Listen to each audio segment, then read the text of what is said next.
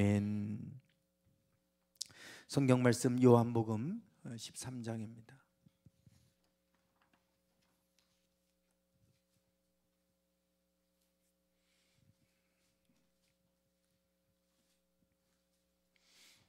요한복음 13장 3절부터 8절까지입니다. 3절부터 8절까지 교독하시겠습니다.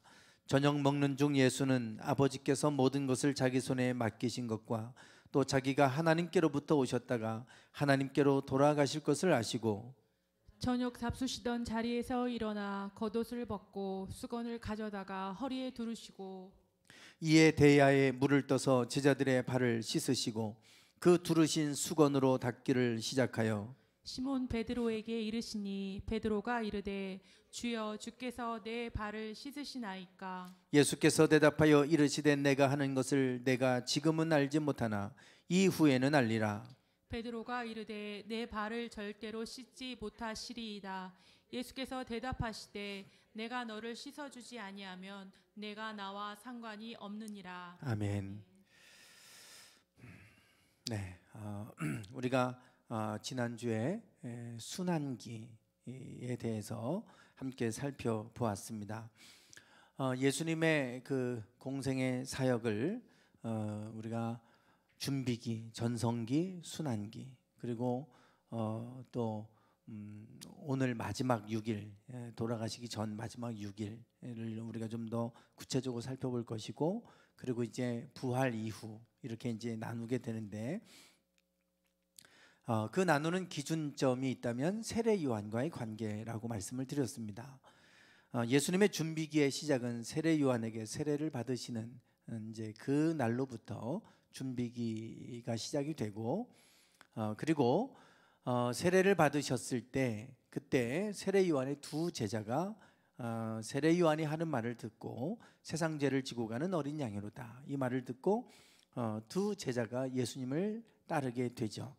그 두 명 중에 한 사람이 안드레, 베드로의 형제 안드레고, 또 한 사람은 야고보의 형제 요한, 요한복음의 저자 요한, 사도 요한입니다.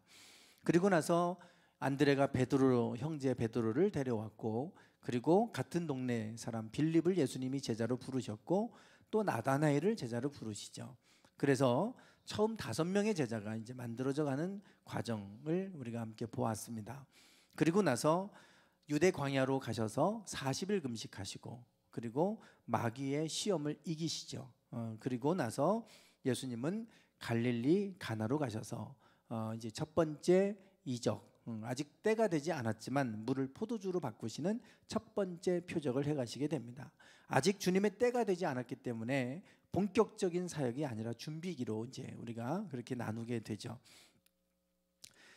그리고 나서 이제 그 6월절에 예루살렘에 왔다가 세례를 받으셨죠. 예수님이 만 3년 사역을 하셨기 때문에 6월절을 4번 보내십니다. 4번째 6월절에 십자가에 못 박혀 돌아가시죠. 첫 번째 6월절에 세례를 받고, 그리고 이제 갈릴리로 올라가셨다가 거기에서 이제 혼인잔치에서 물을 포도주로 바꾸는 일을 하셨고, 그리고 또 두 번째 6월절이 돼서 이제 예루살렘에 오시죠. 이때부터 예루살렘에서 이제 사역을 먼저 본격적으로 시작하십니다. 예루살렘에서 가장 먼저 오셔서 성전을 정화하는 일을 하셨어요. 그 환전상과 또 양, 비둘기 뭐 이렇게 이제 파는 자들을 다 내쫓으시죠. 성전을 정화하는 일을 하셨습니다. 그리고 나서 이제 본격적으로 예루살렘에서 많은 기적을 행하셨어요. 그 기적을 보고 니고데모가 찾아왔죠. 니고데모가 찾아왔고, 그때 예수님은 거듭남에 대해서 가르쳐 주셨습니다. 그리고 나서 사마리아 땅으로 거쳐서 갈릴리로 올라가시는데 수가성의 여인을 만나시죠. 그래서 그 마을 사람들이 예수님을 만나고, 와 보라, 이는 그리스도가 아니냐. 이 여인이 물동이를 버려두고 외치는 소리를 듣고 사람들이 모여들었고, 그리고 그곳에 이틀을 더 유하셨고, 그때 그 마을 전체가 구원받는 그런 일이 일어나게 됩니다. 이 여인을 통해서 일어난 일이죠. 그리고 갈릴리로 올라가셔서 가나에서 왕의 신하의 아들을 고치시는 두 번째 기적을 행하십니다. 그랬다가 세례 요한이 잡혔다고 하는 소식을 들으시고 가버나움으로 가셔서 본격적인 전성기를 시작하시게 됩니다. 지금 우리가 여기까지 이렇게 보면요, 우리가 지도 지금 이렇게 지도로 보시면 예수님 당시의 지도 행정구역을 색깔별로 표시한 겁니다. 유대와 사마리아, 이게 유대 땅, 사마리아 땅, 갈릴리 땅 행정구역으로 다 다른 거예요. 베레아, 그리고 이두레, 이렇게 이제 헤롯의 세 아들에게 저렇게 이제 땅을 나눠서 다스리게 해줬죠. 대헤롯, 그 헤롯 왕이 아들들 3명에게 저렇게 나눠서 다스리게 했습니다. 그래서 사마리아와 유대 두 행정구역을 아켈라오에게 맡겼고, 그리고 갈릴리와 베레아를 헤롯 안티파스 이제 이 아들에게 맡겼고, 마지막 오렌지색 헤롯 빌립에게 맡기죠. 그래서 빌립, 안티파스, 또 아켈라오. 근데 아켈라오 대신에 이제 나중에 로마의 총독이 와서 다스리게 되지 않습니까? 저렇게 이제 행정구역이 저렇게 나눠졌는데, 예수님이 두 번째 유월절에 예루살렘에 오셔서 성전을 정화하고 많은 기적을 행하셨잖아요. 니고데모가 이제 그 모습을 보고 예수님을 만나서 나중에 제자가 되죠. 예수님의 그 시신을 수습하는 데 앞장섰던 사람 아리마대 요셉과 더불어서 니고데모가 이제 나중에 등장하는 모습을 봅니다. 예루살렘에서부터 사역을 본격적으로 시작하신 거예요. 준비기로 이제 첫 번째 유월절을 보내시고 나서는 두 번째 유월절 때부터는 예루살렘에서 사역하셨죠. 그리고 사마리아 땅으로 거쳐가면서 수가성에서 사역을 하셨어요. 그리고 나서 갈릴리로 올라가셨을 때 세례 요한이 감옥에 갇혀서 갈릴리 가버나움으로 이사를 가셔서 거기서 본격적으로 갈릴리 사역을 시작하십니다. 이게 이제 전성기이고, 공간복음서 마태마가 누가복음은 갈릴리에서 예수님이 하신 일들을 집중적으로 기록을 하고 있어요. 갈릴리 사역입니다. 갈릴리 사역. 그리고 나서 세 번째 유월절이 됐을 때 세례 요한은 죽습니다. 감옥에서 죽어요. 그리고 바리새인들도 계속해서 어떻게 하면 예수님을 잡아서 죽일까, 이런 모의를 하죠. 꼬투리를 잡으려고. 예수님이 아시고 예루살렘으로 가지 않으셨어요. 세 번째 유월절은 가버나움 옆에 있는 벳세다라고 하는 곳에서 오병이어의 기적을 행하셨죠. 그리고 나서 저 가이사라 빌립보라고 하는 북방 갈릴리 위쪽, 북쪽이죠. 그래서 북방 갈릴리 사역을 하십니다. 그래서 북방 갈릴리 사역을 가이사라 빌립보에서 너희는 나를 누구로 하느냐, 이런 신앙 고백을 들으셨고, 그때 베드로의 신앙 고백을 들으셨고, 그리고 나서 두로와 시돈 땅을 거쳐서 데가볼리까지 거쳐서 다시 갈릴리로 왔다가, 그리고 나서 초막절을 짓기 위해서 예루살렘으로 가시게 되죠. 초막절은 7월 15일입니다. 그리고 나서 초막절을 지키고 나서 그리고 갈릴리로 다시 가지 않으시고 베레아 지역에 남으셔서 베레아 사역을 하십니다. 그리고 나서 6월절이 돼서 1월 14일 6월절이 돼서 예루살렘에 들어가셔서 마지막 6일을 보내시고 6일째 금요일에 돌아가시게 되죠. 만 3년의 사역을 쭉 제가 설명을 드렸어요. 지금 보시면 지도를 통해 보시면 예루살렘으로부터 사역이 시작됐죠. 사마리아 수가성을 거쳐서 사역하셨죠. 갈릴리로 가서 전성기지만 거기서 사역하셨죠. 그리고 북방 갈릴리 사역하셨죠. 두루와 시돈 땅 데가볼리로 거쳐서 베레아 사역하시고 예루살렘 들어가셨어요. 한 바퀴 쭉 다 도신 겁니다. 이게 예수님의 사역이에요. 마지막 만 3년을 이렇게 보내셨습니다. 그리고 마지막 다시 예루살렘에 돌아오셔서 많은 사람들의 열렬한 환호를 받으며 입성을 하시게 되죠. 이제 여기서부터 마지막 돌아가실 때까지 6일의 일정이 성경에 아주 자세히 기록되어 있습니다. 얼마나 중요한지 이 복음서에서는 이 마지막 6일 동안의 일정을 복음서의 한 3분의 1 정도, 어떤 건 4분의 1, 3분의 1, 마가복음 같은 게 더 많이 할애를 하는 걸 보게 됩니다. 그 정도로 중요하게 마지막 6일이 다루어져 가고 있어요. 오늘 그 마지막 6일의 여정을 잠깐 우리가 살펴볼 텐데, 그 마지막 여정, 일주일의 여정이니까 이게 얼마나 중요하겠어요. 그러니까 이 예수님이 돌아가시기 마지막 6일 전에 일어난 일들이니까 중요한 일들을 마지막으로 예수님이 하셨겠죠. 그래서 그거를 또 가장 중요하게 성경은 차세하게 기록을 하고 있어요. 마지막 6일은 참 중요합니다. 네, 먼저 예수님이 예루살렘에 일요일에 입성을 하세요. 그래서 우리가 고난 주간을 이제 시작하기 전에 주일을 종려주일 이렇게 이제 절기상으로 종려주일로 정하고 종려주일로 지키고 있는데, 그들이 열렬히 종려나무 가지를 흔들면서 예수님을 환호합니다. 종려나무 가지를 흔들었다고 하는 것은 개선 장군, 전쟁터에 나가서 큰 공적을 이루고 그리고 나서 돌아오는 그 개선 장군을 열렬히 환호할 때 그들이 흔들었던 게 종려나무 가지예요. 어떻게 보면 다윗의 자손으로 오실 메시아로 그들이 열렬히 환호하고 있는 거예요.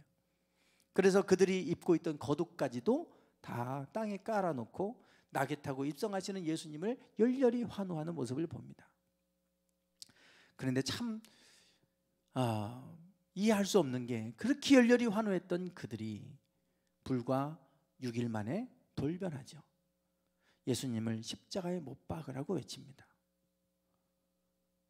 우리나라 사람들의 근성을 냄비 근성이라 그러잖아요. 금방 뜨거워졌다가 또 금방 식어버리는데, 사실 제자의 신앙이 아니라 군중의 신앙이 저런 겁니다. 그냥 군중들처럼 신앙생활을 하다 보면 교회 오기는 오는데 언제 바뀔지 모르는 거예요. 순간적으로 금방 믿음이 있던 사람 같은데 갑자기 확 돌아서 버리는 이런 분들이 있어요. 이 이스라엘 사람들, 유대인들이 예수님을 그렇게 환호했다가 예수님을 십자가에 못 박으라고 그렇게 분노하고 외치는 성난 군중으로 돌변하는 이런 모습을 볼 수가 있습니다. 그걸 아시기 때문에 예수님은 2만 명, 3만 명이 모여도 그거 개의치 않으셨어요. 예수님은 12제자에 집중하셨습니다. 12제자에. 중요한 거는 주님의 뜻을 따라 순종하고 살아갈 수 있는 제자 삼는 데 집중하셨어요. 군중이 중요한 거 아니잖아요. 기적을 보고 표적을 구하고, 악하고 음란한 세대가 표적을 구하나, 내가 너희에게 요나의 표적밖에는 보일 게 없다. 그거는 곧 고래 뱃속에 들어갔다 3일 만에 살아날 부활을 얘기하시는 거예요. 부활. 그것도 믿지 않으면 더 이상 표적이 없죠. 그 군중들은 기적을 보고 쫓아다녔는데 금방 돌변하잖아요. 돌변합니다. 기적을 자꾸만 쫓아가고 치유의 신앙, 치유 하나님이 하시는 것도 있지만 그게 본질이 아니에요. 치유를 쫓아다니는 분들 보면 그렇습니다. 정말 지금은 막 별거 무슨 말씀이신 다 알 것 같이 하는데 고침받고 나면 언제 그랬냐는 듯이 떠나갑니다. 그래서 치유 은사 갖고 있는 분들이 교회에서 막 기도원처럼 이렇게 하는 교회들이 있어요. 제가 잘 아는 분도 예언의 은사가 있고 투시의 은사가 있고 막 은사가 많아요. 그러다 보니까 금요일마다 막 치유 집회를 했습니다. 그러니까 대전시에 있는 막 그 병원에 가도 못 고치는 환자들이 거기 모이는 거예요. 그러니까 얼마나 정성을 기도해 줬겠어요? 치료되면 언제 그랬냐는데 그냥 가버립니다. 그때는 막 하나님을 다 믿고 예수님이고 뭐고 다 할 것처럼 그러다가 낫고 나면 그냥 가는 거예요. 아무 말씀이 없으면 그런 거죠. 말씀이 없어요. 그래서 예수님은 치료 기적을 행하시고 나서 그들에게 말씀을 가르쳐 주셨어요. 새 계명을 주노니 서로 사랑해라. 그러면서 예수님이 새로운 계명, 말씀을 주시지 않습니까? 우리가 군중의 신앙이 아니라, 저 군중의 신앙은 조금만 환란이 오면 다 무너집니다. 조금만 어려우면 다 무너져요. 그러니까 마지막 환란의 때가 되면 알곡과 쭉정이를 나누신다고 그랬잖아요. 저는 하나님이 이렇게 딱 구분하는 그런 걸로 생각을 했어요. 물론 구별하다는 뜻이니까. 하나님의 심판은 구별하는 거예요. 악인과 의인을 나누는 거예요. 그게 심판이에요. 그래서 마지막 때가 되면 알곡과 쭉정이, 양과 염소를 나누신다고 그래서 그냥 그렇게 하나님이 탁 나눠놓는 걸로 생각을 했어요. 코로나를 겪어보니까 알아서 나눠집니다. 알아서. 그게 금방 이보다 더 큰 환란이 오면요 그냥 쫙 나눠져요. 하나님 굳이 안 나눠놔도 나눠집니다. 그냥. 그래서 이런 거구나. 하나님이 굳이 너 여기 너 저기 이렇게 나누시지 않아도 그냥 알아서 나눠지는구나. 알아서. 마지막 때가 되면 뭐 더 말할 것이 없겠죠. 그냥 나눠질 겁니다. 그냥. 지금도 2년 코로나로 2년 정도 되니까 지금 교회들마다 안 돌아온다는 거예요. 500명 모였던 조카가 거기 수련 목을 있는 교회도 500명 모였던 교회인데 200명만 나온대요. 300명이 어디 갔는지 없어요. 심각한 문제입니다. 다 군중의 신앙으로 있으면 이게 이렇게 되는 거예요. 그래서 우리가 무조건 그것들을 다 잘못됐다고 말할 수는 없겠죠. 영상 예배 그게 예배 아니라고 말씀드리는 게 아니에요. 문제는 믿음을 잃어버린 사람이 많다는 겁니다. 이 과정을 통해서 그냥 나눠지는 거예요. 그냥 알아서. 그래서 알곡과 쭉정이를 나눌 때 이게 바람에 이렇게 던져보면 키질한다고 그러죠. 그러면 그냥 바람이 그냥 날아가 버리잖아요. 그러면 금방 드러나잖아요. 그런 거와 같아요. 보니까. 그래서 우리가 예수님의 입성할 때 그렇게 열렬히 환호했던 군중들이 어느새 돌변해서 십자가에 못 박으라고, 그 죄를 우리와 우리 자손에게 돌리라고 그러잖아요. 참 무서운 말까지 합니다. 네, 일요일 날 이제 그렇게 입성을 하셨어요. 그리고 나서 성전을 한번 쭉 둘러보시고 그리고 돌아가셨습니다. 나가셨어요. 성전에서 나가서 베다니에서 이제 머무시게 됩니다. 죽은 나사로를 살렸던 곳이고, 마리아, 향유 옥합을 깨뜨렸던 마리아, 마르다가 살던 마을, 그 베다니, 거기는 예루살렘 성이 있어요. 예루살렘 산, 우리가 그것을 성전이 있어서 성전산이라 부르지만 그 산 이름은 모리아 산입니다. 원래 아브라함이 이삭을 제물로 바쳤던 모리아 산. 그래서 솔로몬이 성전을 건축할 때 모리아 산에 건축했다고 성경에 기록되어 있죠. 예전에는 모리아 산 불렀는데 성전을 짓고 나서부터 사람들이 성전이 있는 산, 그래서 성전산 이래서 성전산이 됐지, 원래 이름은 모리아 산입니다. 그 모리아 산하고 그 옆에 또 감람산이 바로 있어요. 그 가운데 골짜기가 있겠죠. 그 기드론 골짜기입니다. 그 반대편은 흰놈의 골짜기, 이렇게 돼요. 그래서 예루살렘 이 모리아산과 감람산 사이에 이렇게 다리가 놓여져 있어요. 성지순례 가면 거기를 거쳐서 이렇게 성으로 들어갑니다. 예수님이 거기를 나오시면 감람산인 거예요. 바로 성전이 보입니다. 그 감람산에 겟세마네 동산이 있고요. 그곳을 거쳐서 베다니로 가는 거예요. 그러면 감람산 뒤편에 이제 그 감람산 언덕에 베다니라고 하는 동네가 있습니다. 거기 가서 이제 주무시고 아침에 되면 또 성전에 들어가셨다가 오후 되면 또 나와서 베다니로 들어가시고 이렇게 하시게 돼요.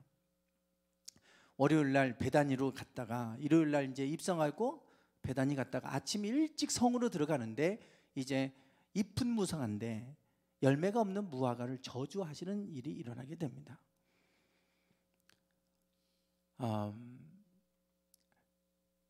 요 이야기는 이제 저주하게 돼요. 마태복음에 보면 그 즉시로 그냥 말랐다 이렇게 나오지만 마가복음에 보면 그 다음 날 아침에 다시 성으로 들어가려고 보니까 다 뿌리채 마른 걸 제자들이 보고 이게 어떻게 된 겁니까? 그랬을 때 예수님이 여기에 대해서 이제 말씀하시는 장면들이 나와요. 그게 이제 마지막 때와 관련된 이야기입니다. 그래서 사실은 마지막 때에 관한 징조에 관한 이야기들을 화요일 날 하세요. 둘째 날, 두 번째 갔다가 아침에 보니까 삐쩍 마른 모습 보기 어떻게 된 겁니까? 이제 이런 얘기를 하게 되죠. 그래서 그날 이런 일은 앞으로 성전이 이렇게 무너질 것이고 돌 위에 돌 하나도 남지 않고 다 무너진다. 언제 그런 일이 오겠습니까? 그때 징조를 예수님 말씀하시는 장면이 나오잖아요. 그게 이제 화요일인 거예요. 그거는. 그래서 이제 무화과나무를 저주하시고 성에 들어가셨어요. 그리고 뭘 하셨냐면 성전을 또 뒤집어 엎으시는 일을 하셨습니다. 그러니까 본격적으로 예루살렘에서 사역을 하셨을 때도 저렇게 하셨는데요. 마지막 십자가 지시기 전에 그 유월절에 이제 사람들이 다 모였을 거 아니에요? 그때도 성전을 정화하는 일을 하십니다. 시작도 성전에서 시작했고요. 끝날 때도 성전을 정화하는 일로 끝나시는 거예요. 즉 하나님의 성전이 더럽혀져서 그것을 하나님은 다시 회복하기를 원하셨어요. 예수님도 그거를 회복하기를 원하셨는데 여전히 그들은 변하지 않았습니다. 예수님을 통해서 말씀하시고 회개하라고 그렇게 얼마나 외쳤어요. 돌이키지 않았잖아요. 이 성전, 더러워진 이 성전, 주님의 영광이 떠나시면 더 이상 성전이 아닙니다. 성전은 하나님이 머무시는 집이에요. 그게 성전의 뜻입니다. 하나님이 머무시지 않는 곳은 건물만 남아있지 그건 성전이 아닙니다. 그러니까 중요한 거는 하나님의 영이 우리에게 오면 우리가 성령의 전인 줄 알지 못하느냐, 그렇게 말하잖아요. 건물, 그 건물이만이 아니라 우리 마음에 주님의 영이 거하시면 우리가 성전이다. 성전을 더럽히지 마라. 우리 몸을 창기의 몸으로 만들겠느냐. 사도 바울이 그렇게 얘기하잖아요. 하나님의 성전이 더러워져 있으니까 하나님 영광이 떠나시죠. 그래서 그 성전을 회복하시겠다고 다 쫓아내고 막 이렇게 하시는데도 돌이키지 않아요. 결국 그 성전은 돌 위에 돌 하나도 남지 않고 다 무너질 것이다. 그 말씀대로 되지 않습니까? 이스라엘 역사에서. 그러니까 그런 일들이 있기 전에 예수님이 성전을 정화하는 일을 하시는 거예요. 그리고 나서 이 그들에게 무슨 말씀을 하시냐면 내 집은 기도하는 집이라. 일컬음을 받으리라 하였거늘 너희는 강도의 소굴을 만드는도다. 하나님의 성전에서 하나님 이곳에서 내가 기도하면 그 기도에 내가 귀를 기울이겠다고 솔로몬에게 말씀하셨잖아요. 솔로몬이 성전을 건축하고 봉헌식을 할 때 하나님이 그 가운데 영광 가운데 임재하셔서 내가 이곳에서 내 눈으로 모든 것을 내가 다 지켜보고 내가 너희들과 함께 할 것이고 너희들이 무엇을 구하든지 내가 그 기도에 응답해 주겠다. 분명히 약속하셨어요. 하나님의 성전이 그런 곳입니다. 그런데 이 성전을 더럽혔잖아요. 성전, 이 집은 만민이 기도하는 집이다. 기도하는 집이라 일컬음을 받을 것인데 너희가 강도의 소굴을 만들었다. 하나님의 성전이 이제는 영광이 떠나버리는 곳이 되고 말았어요. 그래서 그 성전을 정화하는 그런 일을 하셨죠. 그리고 나서 이제 그날 하루를 보내시고 다시 돌아가셔서 다음 날 또 예루살렘의 성으로 들어가시는 겁니다. 그런데 뿌리채 마른 걸 봤어요. 제자들이 깜짝 놀랐죠. 이게 어떻게 된 겁니까? 그 이제 이것을 가지고 예수님이 제자들과 대화를 하세요.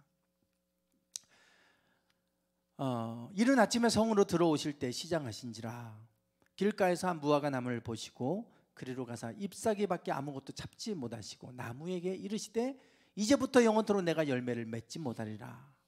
그러니 이제 곧 말랐다. 마태복음 그렇게 말씀하죠. 그러니까 이제 이거를 이제 축약적으로 표현한 겁니다. 근데 마가복음 이걸 좀 더 자세하게 표현하고 있는데요. 마가복음 11장에 보시면 멀리서 잎사귀 있는 한 무화과를 보셨는데 뭐 혹시 무엇이 있을까 해서 가셨더니 가서 보신 적 잎사귀 외에는 아무것도 없었다. 그런데 이는 무화과의 때가 아닙니다. 아직 무화과의 열매가 맺혀질 때가 아니라는 거예요. 그럼에도 불구하고 열매가 없다고 저주하고 계시잖아요. 시장하셨는데 열매를 얻지 못하니까. 너무 예수님스럽지 않은 모습이잖아요. 시장하신데 열매를 구했는데 열매가 맺을 때도 아닌데 열매가 없다고 그거를 빌미 삼아서 이 무화과 나무를 저주했더니 말라버리고, 이게 도대체 일반 사람들이 볼 때 이게 지금 뭐야? 그럼 예수님 화나면 그냥 하늘에서 불이 내려오게 사람 태워 죽여버리고, 만약에 예수님이 그러셨다면 누가 예수님을 따르겠습니까? 이게 예수님의 성품이 맞는 건가? 맞지 않잖아요. 우리는 이 무화과 나무, 그래서 이 무화과가 의미하는 바를 우리가 알아야 되고, 이게 마지막 때와 징조와 관련해서 말씀을 하고 보여주시는 거예요. 이게 화요일 날 있었던 거예요.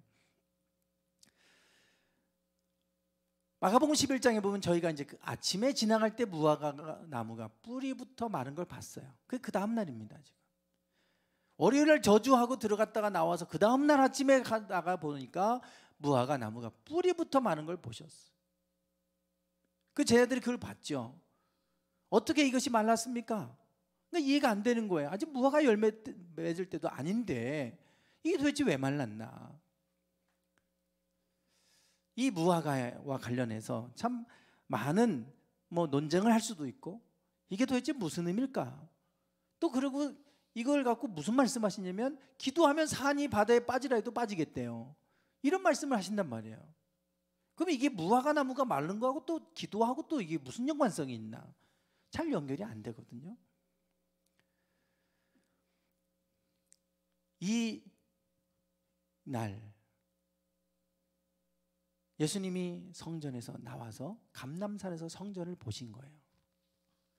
그리고 성전에서 나와서 가실 때 제자들이 성전 건물을 가리켜 보이려고 나오니 예수님이 너희 말씀하시죠. 너희가 이 모든 것을 보지 못하느냐? 내가 진실로 너희에게 이르노니 돌 하나도 돌 위에 남지 않고 다 무너뜨려지리라. 이 성전이 이렇게 될 거다. 이렇게 예수님 말씀하셨어요. 실제로 그 말씀대로 AD 70년에 이런 일이 일어났죠. 예루살렘 성전은 그때부터 지금까지 없습니다. 통곡의 벽 하나, 예루살렘을 둘러싸고 있는 그 성벽 중에 한 부분, 통곡의 벽 하나 남아있어요. 성전이 없어졌어요. 그 하나님의 거룩한 성전이 있는 자리에 이슬람 사원이 세워져 있잖아요. 지금도 황금 사원이라고. 원래 그 사원의 이름은 바위 사원입니다. 바위 사원. 아브라함이 이삭을 제물로 바쳤던 그 바위입니다. 그곳에 지성소가 있었어요. 성전의 지성, 가장 지극히 거룩하다고 하는 지성소, 그곳에 법궤가 놓여있던 자리에 황금 사원이 세워져 있습니다. 원래 바위 사원인데 그 돔을 황금으로 칠해서 그때부터 황금 사원으로 불리기 시작했지, 원래 이름은 바위 사원이에요. 그 한가운데 보면 바위가 있어요. 바위가. 사진 찾아보시면 바위가 있어요. 그대로. 그게 모리아 땅에 있었던 바위입니다. 참 유대인들이, 이스라엘 백성들이 볼 때 얼마나 수치스러운 일입니까? 가장 지극히 거룩하다고 하는 하나님의 성소, 지성소에 이슬람 사원이 세워져 있잖아요. 그래서 지금도 이스라엘 사람들은 어떻게 하면 그곳에 하나님의 성전을 다시 재건할까? 그게 그들의 늘 관심사입니다. 지금 예루살렘을 이미 실질적으로 지배하고 있는 게 이스라엘이잖아요. 유엔은 예루살렘을 이스라엘 땅으로 인정하지 않고 있어요. 그렇게 하는 순간 거기서는 전쟁이 일어날 것 같으니까 이거는 누구의 소유도 아니다. 그렇게 그냥 인정을 하지 않아요.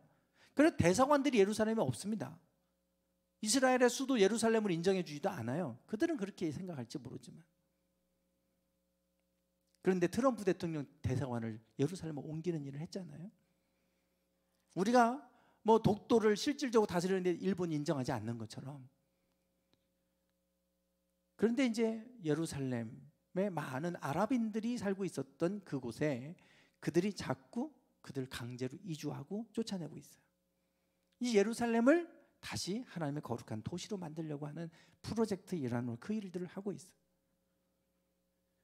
지금 저 예루살렘 성전이 돌 위에 돌 하나도 남지 않고 다 예수님 말씀하신 그대로 이루어졌습니다. 불과 70년이니까 뭐 33세에 돌아가셨으니까 37년 후의 일이죠.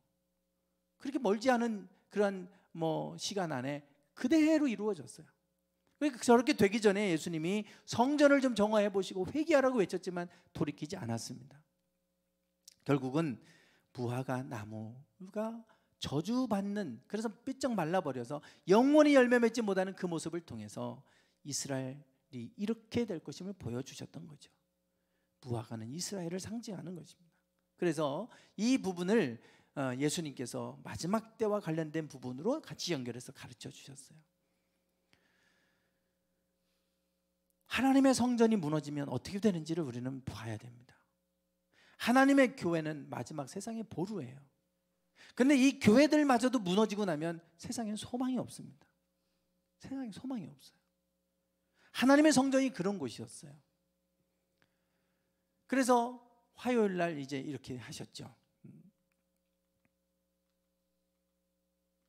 네. 그리고 나서 저런 일이 언제 있겠습니까? 제자들이 물을 때 예수님께서 말씀하신 거는 우리가 잘 아는 것처럼 난리와 난리의 소문을 너희가 들었겠으나 두려워하지 말아라. 이런 일이 있어야 하지만 아직 끝은 아니다. 그러면서 무슨 얘기하냐면 민족과 민족, 나라가 나라를 대적하여 일어날 것이다. 우리는 지금 그런 시대를 살고 있어요. 불과 뭐 몇 년 전만 해도 뭐 세계화 하면서 막 서로 보호무역 철폐하고 자유무역하고 FTA 뭐 이러고 관세 철폐하고 이랬잖아요. 그런데 지금 다 보호무역으로 돌아가잖아요. 자국 중심으로. 미국도 그렇게 하고 이제 미국과 중국을 중심으로 막 치열하게 싸우고 있죠. 동맹이 어디 있습니까? 이제 지금 자원이 부족하니까 지금 난리가 나잖아요. 난리가. 뭐 요수수 없다고 그러니까 지금 난리 났잖아요, 우리나라. 지금 이제 어떻게 해결되는지 제가 뉴스를 안 봐서 요즘 어떻게 돌아가는지 모르겠는데 이게 지금 심각하잖아요. 나중에 식량 문제 한번 와보세요. 이거 어떻게 될까? 지금 우리가 이 의자도 우리가 지금 세탁을 다 해놓은 거잖아요. 막 얼룩지고 그랬던 게. 근데 이제 세탁도 하고, 그리고 이 성구사에서 사장이 이제 갖고 와서 교회에 너무 이쁘다고 사진도 찍어가고 그랬는데, 이런 의자는 지금 구하고 싶어도 구할 수 없다는 거예요. 베트남에서 나무가 들어와야 되는데 수입이 안 된대요. 그러니까 이런 의자를 지금 뭐 만들 수도 없고 할 수가 없대요. 구할 수도 없대, 이런 의자. 심각하잖아요. 지금 원자재가 지금 이렇잖아요. 앞으로 원자재 때문에 원자재가 부족해지면 지금 서로 수출 안 하게 중국에서 틀어 막아 놓으면 우리나라가 어떻게 할지 모르겠어요. 자원이 부족한 나라인데. 이제는 민족과 민족, 나라가 나라 서로 자원 전쟁하고요. 지금 뭐 지난번에 이집트에서 박연일 선교사님 오셨잖아요. 나일강이 있잖아요, 나일강. 저 나일강은 위에 수단에서부터 또 흘러내려옵니다. 에티오피아를 거쳐서. 저 위에서 다 댐을 만들고 있어요. 물이 없으니까. 그거 지금 다 댐 만들어 놨는데 막아놓으면 이집트하고 전쟁 납니다. 그러니까 막지는 못하고 만들어 놓고 있어요. 나중에 물이 부족하면 전쟁하더라도 막겠죠. 그러면 또 끔찍한 전쟁, 물 전쟁이 일어납니다. 지금 이런 식의 상황이에요, 세계가. 민족과 민족, 나라가 나라 대적해서 일어나는 때가 올 거다. 기근과 처처에 기근과 지진이 있을 것이다. 그러나 이 모든 건 재난의 시작에 불과하다. 그렇게 예수님이 말씀하셨어요. 그러니까 마지막 때에 대한 징조를 말씀을 하시면서 이 성전의 위에 돌 하나도 남지 않고 이스라엘이 멸망할 것도 말씀하시지만 마지막 때가 되면 이런 현상도 있을 거다. 이것도 같이 말씀을 해주시고 있는 게 마태복음 24장. 이게 화요일 날 있었던 이야기입니다. 네. 그리고 나서 이 말씀하시면서 또 무슨 말씀하시냐면 무화과 나무의 비유를 배워라. 재난, 이런 일들이 있으면 재난의 시작에 불과하다. 그러나 무화과 나무의 비유를 배워라. 가지가 연해지고 잎사귀를 내면 여름이 가까운 줄 아나니. 여름이 가까웠다는 건 우리가 겨울이 왔다. 그러면 인생의 겨울이 왔다. 그러면 거의 끝이 아니에요. 그들에게 여름이 가까이 왔다. 그러면 7월 1일이 신년입니다. 여름이 왔다는 건 한 해가 다 끝났다는 거예요. 그래서 여름이 왔다. 그러면 종말을 얘기하는 겁니다. 그들은. 주님 오실 때가 가까운 거예요. 가지가 연해지고 무화과 나무에 가지가 연해지고 잎사귀를 내면 너희가 여름이 가까이 온 줄 알지 않느냐. 너희가 이 모든 일을 본다면 인자가 가까이 곧 문 앞에 이른 줄을 알아라.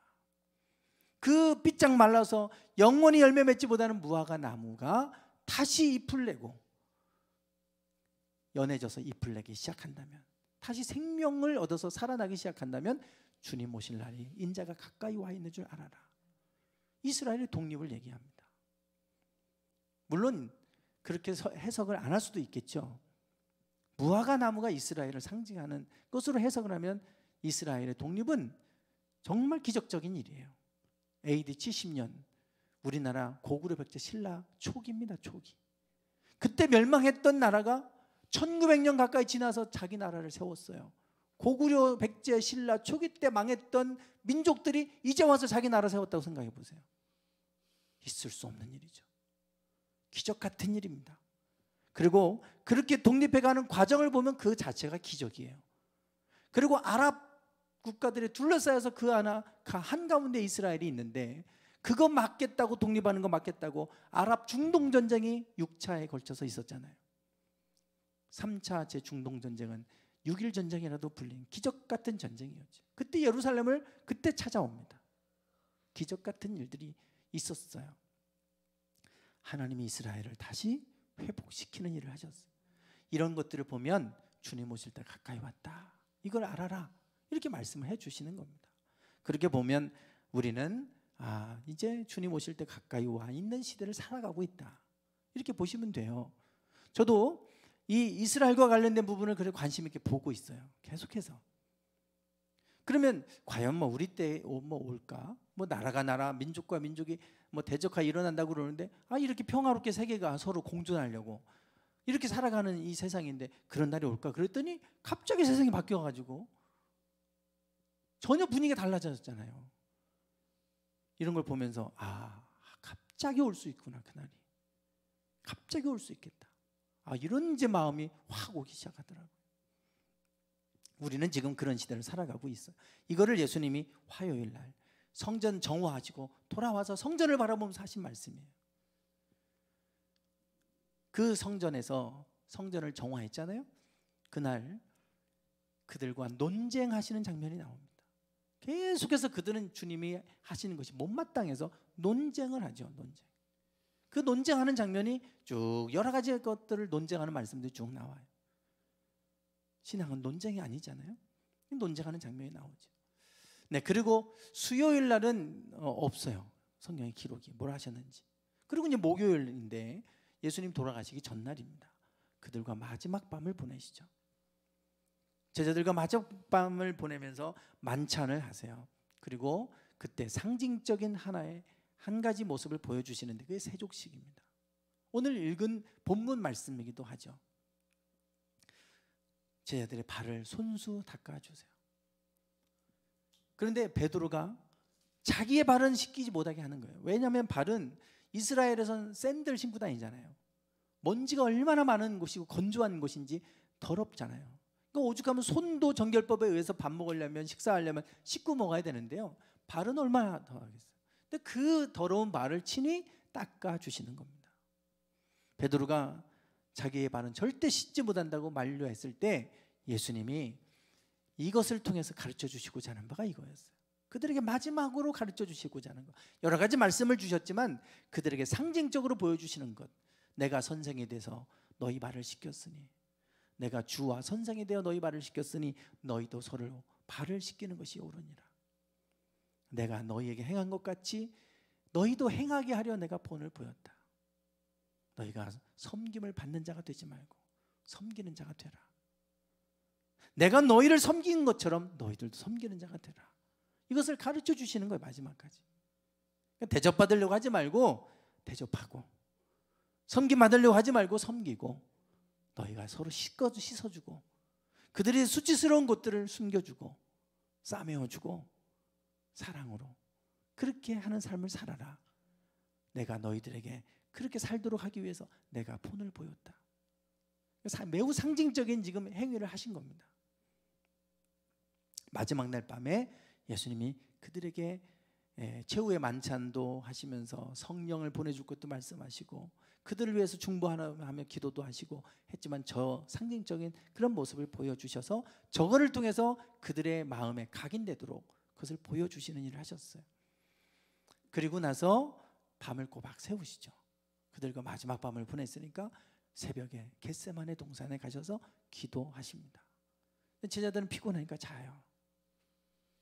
예수님께서 땀방울이 핏방울이 될 정도로 간절하게 기도를 하시는데, 그런데 와서 보니까 제자들이 자고 있어요.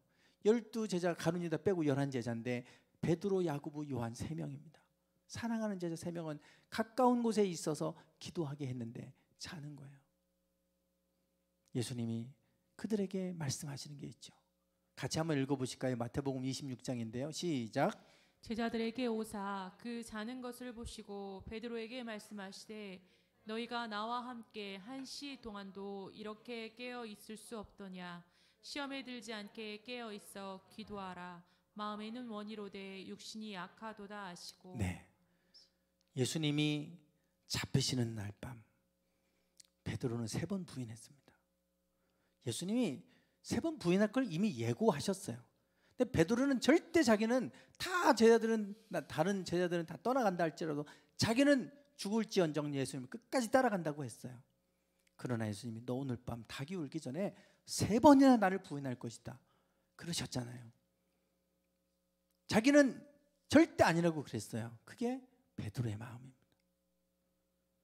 그냥 마음에도 없는 말 한 게 아니라 정말 그러고 싶었어요. 막상 그 상황이 오니까 안 되죠. 그게 우리 연약함입니다.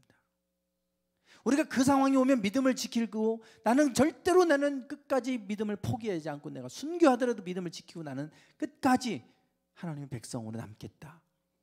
마음의 결단을 해보지만 그 상황이 오면 그게 안 돼요. 베드로가 그랬습니다. 다른 제자들 마찬가지예요. 자기네들도 베드로를 따라서 우리도 주님을 끝까지 따르겠습니다 했는데 다 흩어져 버렸잖아요. 그래서 예수님이 겟세마네 동산에서 자고 있는 그들을 향하여 베드로에게 말씀하시죠. 나와 함께 1시 동안도 이렇게 깨어서 있을 수 없더냐. 시험에 들지 않게 깨어 기도해라. 왜 기도해야 되냐면 너희가 시험에 든다. 마음은 원인데 육신이 약하다 너희들이. 그래서 시험에 드는 거다. 그러니까 깨어있어 기도해라. 기도하지 않으면 별것도 아닌 게 섭섭하고 별것도 아닌 게 속상하고 별것도 아닌 게 낙심되고 시험 드는 거예요. 그냥 깨어있지 않고 주님 안에 거하지 않으면 오늘 새벽에 나눴던 말씀처럼 포도나무에 가지가 붙어있지 않으면 말라버리는 것처럼 그렇게 되는 거예요. 그래서 마지막까지 제자들에게 깨어서 기도해라. 너희가 시험에 들지 않으려면 깨어 기도해야 된다 그러셨어요. 그러나 다 잤죠. 결국 3번 부인하고 다 뿔뿔이 흩어지고 예수님은 잡혀서 그날 심판을 아침 일찍 그냥 새벽같이 재판을 받으시고 사형 선고받고 그냥 십자가 못 박혀 돌아가시잖아요. 십자가를 지고 가시는 여정 중에 우리는 매우 특이한 한 사람을 만나게 됩니다. 예수님을 대신해서 십자가를 지은 사람이에요. 네. 이 사람에 대해서 성경은 말하고 있는데 참 깊이 생각해 볼 말씀이에요. 왜냐하면 제자들은 지금 예수님이 그렇게 아꼈던 베드로는 3번 부인했죠. 예수님이 돈깨를 맡겼던 가룟 유다는 은 30에 예수님 팔아먹었죠. 그 제자들은 다 흩어지고 없어졌어요. 그런데 구경 삼아 왔는지 그 옆에 있던 예수님이 너무나 지쳐서 십자가를 지고 가지 못하니까 충분히 이해가 됩니다. 이것도 강대상 자작나무로 만든 건데 이게 원목이라고요. 끔찍도 안 해요. 지금 이렇게만 해야 돼. 이게 들리지가 않아요. 얼마나 무거운지. 근데 저 통나무를 그냥 저 큰 통나무가 그냥 우리 눈에 보이는 저 정도가 아니고요. 이 골고다 언덕에 세워서 모든 사람이 보게끔 만드는 십자가입니다. 얼마나 크겠어요. 그거를 예수님이 지고 가시는 거예요. 그러니 쓰러지면 채찍질하고 그러면다가 그 지쳐서 쓰러져서 일어나지 못하니까 억지로 그 옆에 있는 사람을 억지로다가 십자가를 지게 했죠. 그 사람의 이름을 성경은 소개합니다. 나가다가 시몬이란 구레네 사람을 만나매 그를 억지로 같이 가게 하여 예수의 십자가를 지웠다. 그 억지로 십자가를 진 사람은 그냥 재수없게 걸려서 십자가를 그냥 지고 가고 끝난 사람이 아니라 이름을 성경은 얘기해줘요. 시몬이란 구레네 사람이다. 만약에 그때 그냥 대신 억지로 그냥 이렇게 재수없게 걸려서 십자가 지고 그걸로 이제 아무것도 없이 끝났으면요 이름이 남을 이유가 없습니다. 그 뒤에 이야기가 있기 때문에 시몬이라는 이름이 남아있는 거예요. 도대체 이 시몬은 어떤 사람일까요? 구레네 사람이라 그래요. 구레네. 지도를 보시면 지금 구레네 저기 돼 있죠. 이집트, 애굽 옆에 구레네가 있습니다. 다 지중해 연안인데 지금 리비아입니다. 리비아. 이 구레네에서 온 사람이에요. 예루살렘으로. 유월절을 지키기 위해. 어떻게 보면 유대인들이 중국에도 유대인이 있고요. 흑인도 유대인이 있고 유대인이 많아요. 다양합니다. 근데 구레네 저쪽은 이제 주로 흑인들이에요. 흑인들. 근데 이제 거기서 온 사람인 거예요. 이 구레네 사람 시몬인데 마가복음은 그 시몬을 알렉산더와 루포의 아버지라고 얘기합니다. 알렉산더와 루포의 아버지인 구레네 사람 시몬이 시골로서 와서 지나가는데 이렇게 말하죠. 그러니까 저걸 보면 시몬이라는 사람도 중요하지만 사실은 그 두 아들의 이름을 쓴 거 보면 아들이 중요한 거예요. 아들. 알렉산더와 루포. 근데 이 루포, 특별히 루포를 보시면요, 로마서 16장에 가면 주 안에서 택하심을 입은 루포와 그 어머니에게 문안하라. 그 어머니는 곧 내 어머니니라. 로마서는 사도 바울이 쓴 거잖아요.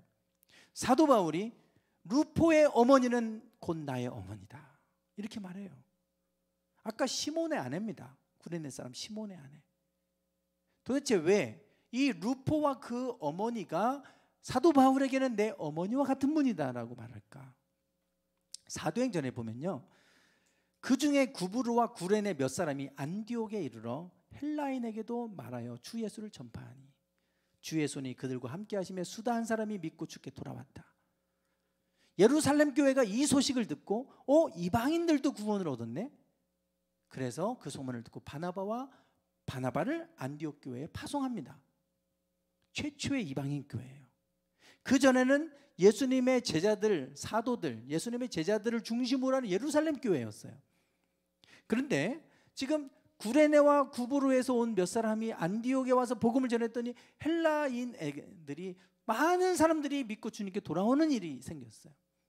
안디옥 교회가 세워지게 됩니다. 그 바나바가 그리 갔잖아요.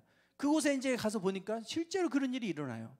그래서 바나바가 그때 예수님을 그 다메섹 도상에서 거꾸러진 사도 바울을 데려다가 그곳에서 같이 가르치는 사역을 같이 합니다. 그리고 그 안디옥 교회가 바나바와 바울을 파송하죠. 1차, 2차, 3차 전도 여행이 시작이 안디옥 교회에서 시작됐어요. 그 바울을 돌봐준 사람이 루포의 어머니입니다. 그래서 루포의 어머니는 곧 나의 어머니이기도 하다. 이방인 교회, 이방인들에게 복음이 전파되는 첫 번째 세워진 교회 안디옥 교회의 중심에 누가 있었냐면 구레네 사람 시몬과 그 아내, 그 아들 알렉산더 루포가 있었어요. 그냥 운이 나빠서 십자가를 대신 지고 끝난 게 아니라 그걸 통해 그는 완전히 예수님을 전하는 사람으로 바뀌었어요. 인생이 바뀌어버렸죠. 인생이. 예수님의 제자들은 예수님을 부인하고 예수님을 떠나가고 그랬는데 십자가를 대신해서 졌던 저 구레네 사람 시몬은 그 사건을 통해서 예수님을 만나고 그 가족이 구원을 받고 오히려 이방인들에게 복음을 전한 그들을 통해 안디옥 교회가 세워지는 거예요. 거기서 사도행전의 여정은 이제 앞으로 바나바와 바울의 전도 여행 여정으로 시작해서 바울과 바나바가 2차부터는 나눠져서 사도 바울의 전도 여정으로, 그 사도행전의 여정이 그렇게 가지 않습니까? 바로 그 바울을 뒤에서 돌보고 지켜주고 후원해줬던 사람, 루포의 어머니입니다. 구레네 사람 시몬의 가족들이에요. 그 가족이 안디옥 교회가 세워지는데 결정적인 역할을 한 가정들이에요. 그런 것을 보면 예수님이 마지막 6일 그렇게 그냥 대신해서 십자가 진 한 사람을 통해 하나님은 놀라운 일을 하시잖아요. 오늘 누군가의 삶을 통해 하나님이 일하시기도 하고 한 가정을 통해서 하나님은 또 새로운 일을 하기도 하시고, 수많은 사람이 일하는 거 아닙니다. 수많은 군중이 세상을 바꾸는 게 아니고 하나님 앞에 헌신된 한 사람이 세상을 바꿔요. 중요한 거는 그 한 사람이 세워지는 겁니다. 사도 바울처럼 예수님을 핍박했던 사람이 예수님을 만나고 나니까 그 한 사람으로 인해 복음이 전파되고 얼마나 많은 교회가 세워졌습니까? 하나님의 손에 붙들리는 한 사람을 통해 하나님이 일하시잖아요. 오늘 주님은 비록 그렇게 세상을 떠나셨지만 하나님을 만나고 주님을 만났던 사람들로 인해서 지금까지 복음이 복음으로 계속해서 땅에서 땅끝까지 전파돼서 지금까지 이르게 됐어요. 지금도 하나님은 그런 구레네 시몬과 같은 사람을 세우셔서 그들 통해 일해 가지고 계신 줄 믿습니다. 오늘 우리의 가정이 그런 가정이 되기를 원하고 우리의 삶이 그런 삶이 되기를 원합니다. 아무것도 아니고 보잘것없어 보이는 사람인 것 같은데 십자가를 통해 예수님을 만나더니 그러더니 세상을 바꾸는 그런 놀라운 그 전도의 그 한복판에서